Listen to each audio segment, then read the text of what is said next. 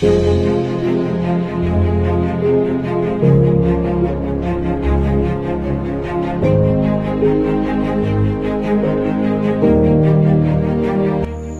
গোয়ালপাড়ায় যে নতুন ফসল নিয়ে আসছেন, এটা আমাদের একটা আশার সঞ্চার করছে।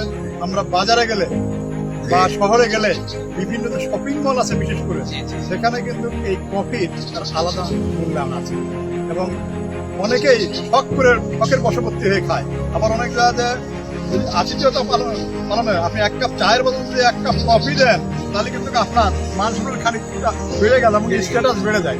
সেই হিসাবে যদি আমরা এইটা আবাদ করতে পারি, আমাদের তো বাড়ি থেকে প্রচুর দাম দিয়ে কিনে আনতে হয়, এটা একটা খুবই হাই ভ্যালু ক্রপ।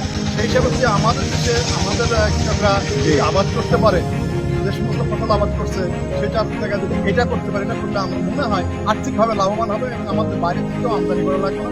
বাইরে থেকে আমদানি করলে অসুবিধা একটা কি মিক্সার দিতে বা প্রসেসিং করছে অনেক কিছু জিনিস থাকতে পারে, কিন্তু আমার যদি নিজের জিনিস হয় সেখানে একটা অরিজিনাল জিনিস পাবো, যাতে কোনো সাশ্রয় হাজার থাকবে না। আমরা যদি সেইভাবে তৈরি করতে পারি আমাদের মনে হয় উপকারে আসবে। উনি যেটা করছেন আমি আশাবাদী, ওনার দেখা দেখি এখানকার লোক, এবং আমরা চাচ্ছি আমাদের মন্ত্রী মহোদয়ের যে আশা যে কফি চাষ এবং কৃষ্ণার যেটা কাজু বাদাম আবাদ, এটা বাড়ুক, আমাদের এটা আমরা আমদানি করবো না, রপ্তানিকারক দেশ হিসাবে পরিগণিত হবে ইনশাল্লাহ। সবাই যদি চেষ্টা করি ভবিষ্যতে এই চাষ